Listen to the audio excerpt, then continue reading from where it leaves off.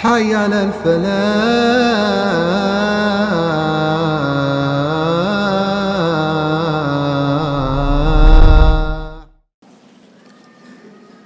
الحمد لله رب العالمين أرسل رسوله بالهدى ودين الحق ليظهره على الدين كله وكفى بالله شهيدا أشهد أن لا إله إلا الله وحده لا شريك له الواحد القهار رب العرش العظيم وأشهد أن محمدا عبده ورسوله خاتم الأنبياء والمرسلين المبعوث رحمة للعالمين اللهم صل وسلم على هذا النبي الكريم وعلى آله وأصحابه وأمته أجمعين أما بعد فيا أيها الناس اتقوا الله حق تقاته ولا تموتن إلا وأنتم مسلمون قال الله تعالى في كتابه الكريم أعوذ بالله من الشيطان الرجيم بسم الله الرحمن الرحيم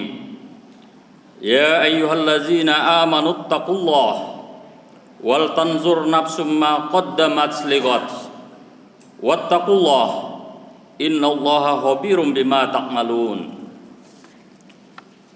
وفي آية أخرى قال الله تعالى بسم الله الرحمن الرحيم من عمل صالحا من ذكر أو أنثى وهو مؤمن فلنحيينه حياة طيبة ولنجزينهم أجرهم بأحسن ما كانوا يعملون Sadaqallahul azim. Jemaah Jumat yang dirahmati Allah, pertama dan utama sekali marilah kita memanjatkan puji syukur kepada Allah Subhanahu wa taala. Pada siang ini kita bisa melaksanakan ibadah Jumat yang diperdukan kepada kita pada siang ini. Kemudian salat beriringan salam kita sampaikan ila ruhi nabiyina Muhammad sallallahu alaihi wasallam, Nabi yang sangat kita cintai, Nabi yang sangat kita rindukan, meskipun kita belum pernah bertemu dengannya. Mudah-mudahan kita ini adalah orang-orang yang setia dengan ajaran-ajarannya, dan kemudian nanti di yaumil akhir kita akan mendapatkan syafaatnya. Amin, amin ya rabbal alamin. Jemaah Jumat yang dirahmati Allah, hari ini merupakan penghujung dari Januari 2020, atau merupakan awal dari tahun 2020, yaitu bulan Januari. Karena itu saya di sini masih perlu menyampaikan hal-hal yang terkait dengan persiapan untuk menghadapi ataupun membuat rencana ke depan, bukan hanya di dalam kehidupan yang sangat singkat di dunia ini, tapi bagaimana kita juga membuat persiapan yang lebih jauh ke hari depan kita, yaitu di yaumil akhir kelak. Jemaah Jumat yang dirahmati Allah, kalau kita melihat bahwa setiap instansi, kantor pemerintah ataupun non pemerintah, pada awal-awal bulan Januari ataupun awal tahun tentunya selalu sibuk mempersiapkan diri bagaimana menghadapi datangnya pemeriksaan terhadap apa yang sudah dilakukan sebelumnya. Mungkin yang dilakukan oleh inspektorat, mungkin yang dilakukan oleh BPK ataupun kantor ataupun instansi-instansi pemeriksaan lainnya. Demikian juga halnya dengan itu, lembaga-lembaga pemerintah juga ataupun mungkin organisasi-organisasi yang lain sibuk untuk melaksanakan ataupun mempersiapkan diri terkait dengan rencana ataupun raker. Apa yang kita bisa lihat dari situ sebenarnya Allah terinspirasi juga sebenarnya dari ayat-ayat ataupun Al-Quran yang menyatakan di dalam surah Al-Hasyr ayat 8, ayat 18. Bismillahirrahmanirrahim.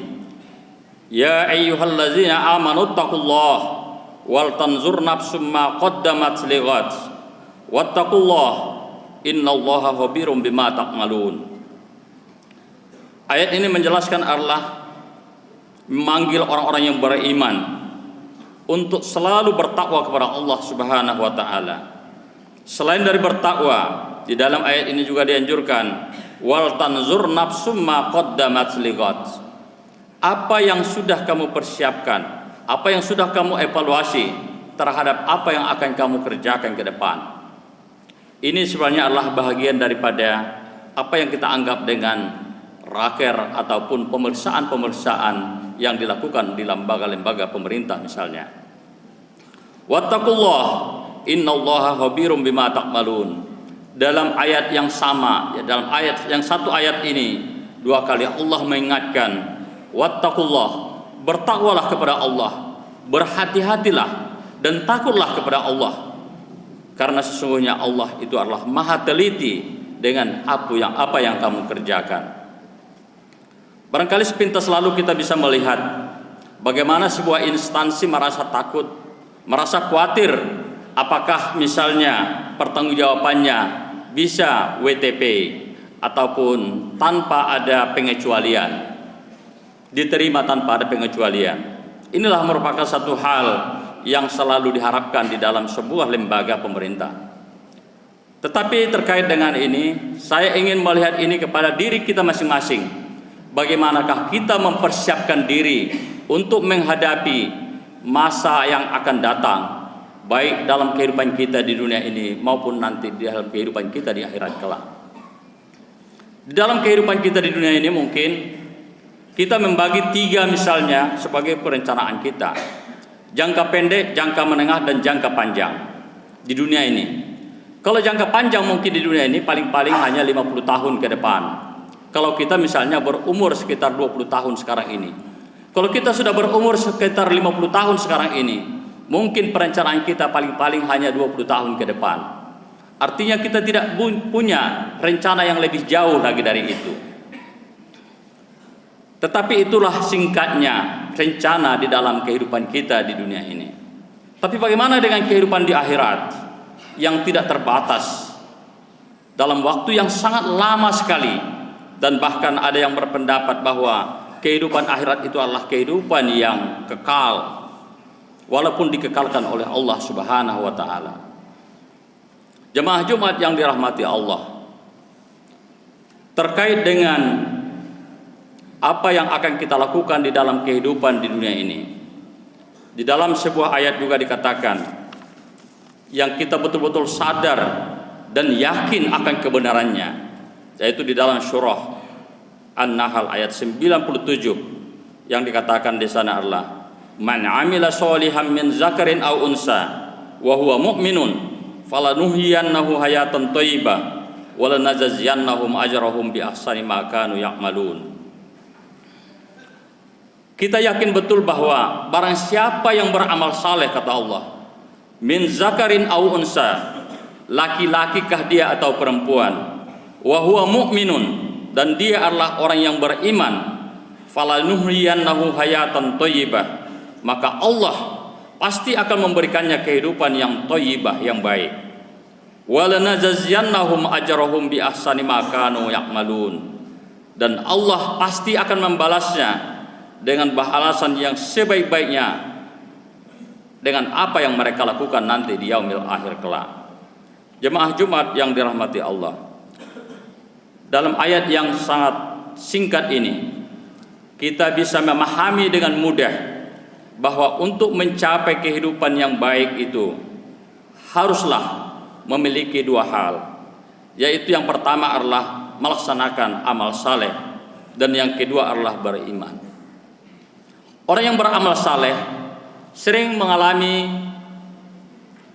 pendangkalan makna, seolah-olah amal saleh hanya terkait dengan amal-amal ubudiyah kita yang selalu yang sifatnya mahdhah, yang sudah ditentukan oleh Allah Subhanahu wa taala, berupa misalnya rukun Islam, salat, haji, membayar zakat, ataupun membaca Al-Qur'an dan lain-lain sebagainya. Padahal sebenarnya adalah amal saleh, adalah semua apapun yang dilaksanakan yang berdasarkan dengan syariat Islam, atau yang sesuai dengan syariat Islam, yang tidak bertentangan dengan syariat Islam. Karena itu amal saleh adalah bukan hanya dipahami terkait dengan ibadah tok saja, tetapi juga sebenarnya adalah terkait dengan apapun yang kita kerjakan di dalam hidup dan kehidupan kita.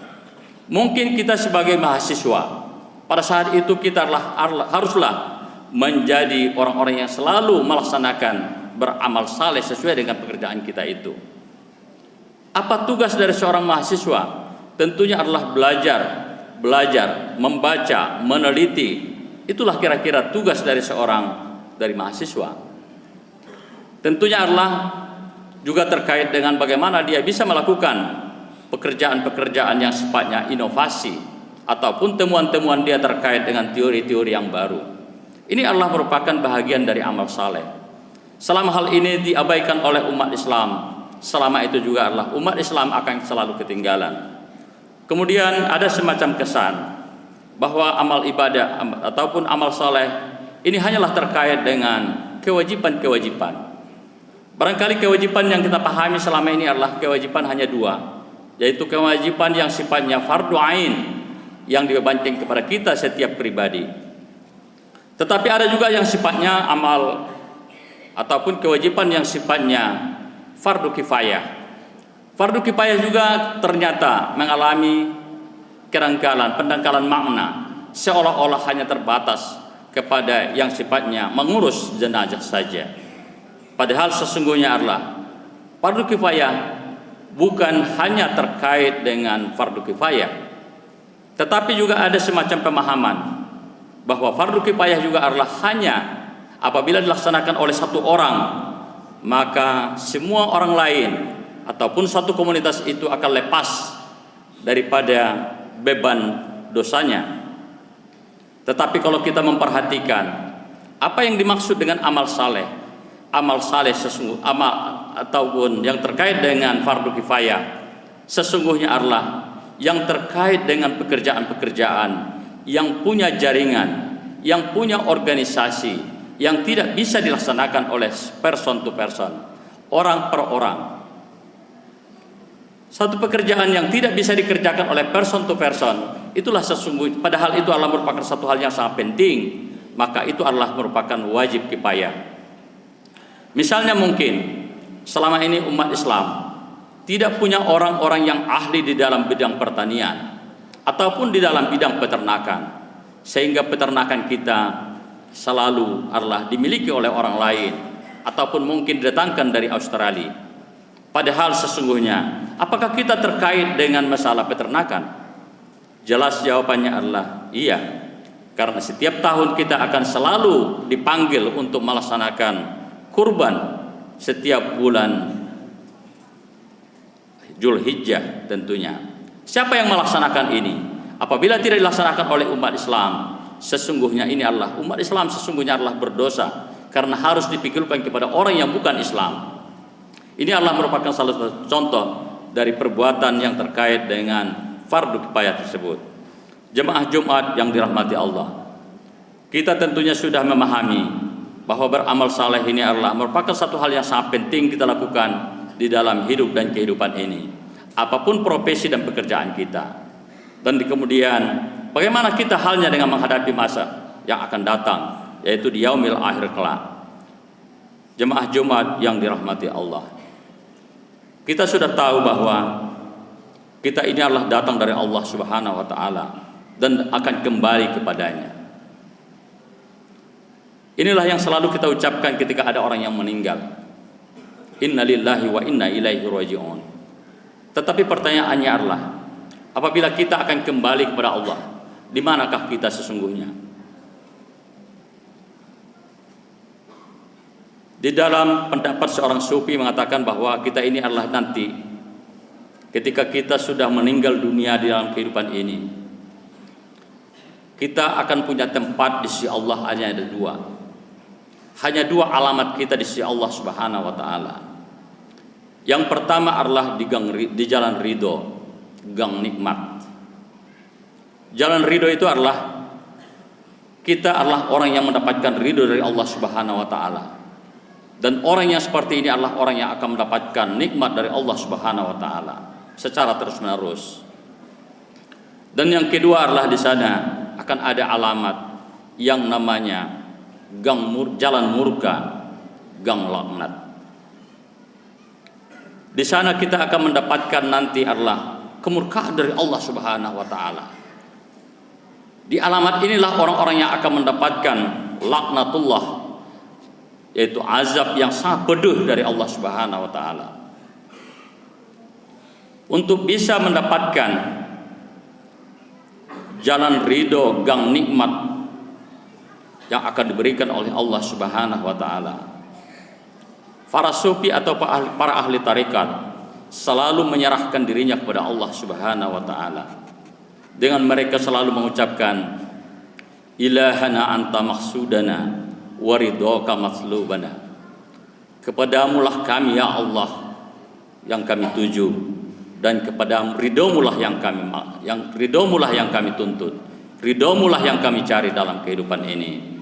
Mudah-mudahan kita ini adalah orang-orang yang selalu mendapatkan ridho dari Allah Subhanahu wa taala, sehingga dengan demikian apapun pekerjaan kita, selalulah kita melakukan yang terbaik sesuai dengan pekerjaan kita, dan kemudian selalulah kita meningkatkan keimanan dan ketakwaan kita kepada Allah Subhanahu wa taala.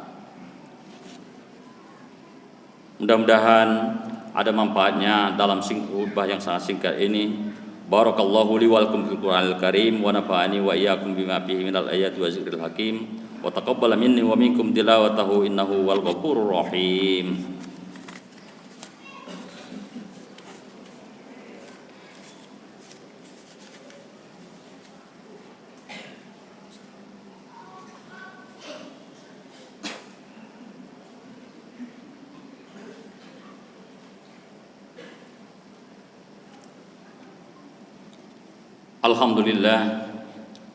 Alhamdulillahillazi nahmaduhu wa nasta'inuhu wa na'udzu billahi min syururi anfusina wa min sayyiati a'malina. May yahdihillahu fala mudhillalah wa may yudlil fala hadiyalah.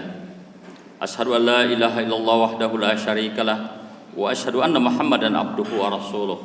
Khatamul anbiya'i wal mursalin al-mab'uts rahmatan lil alamin. Amma ba'du fa ya ayyuhan nas ittaqullaha haqqa tuqatih wa la tamutunna illa wa antum muslimun.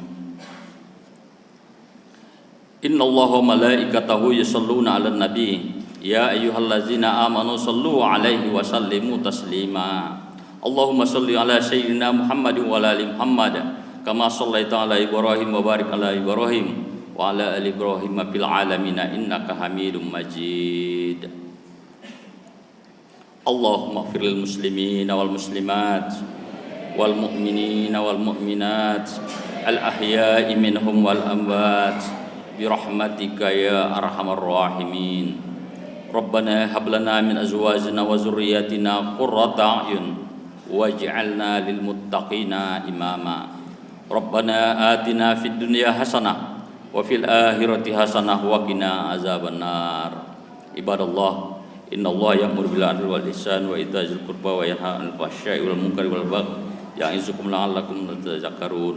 Wa la dzikrullahi akbar.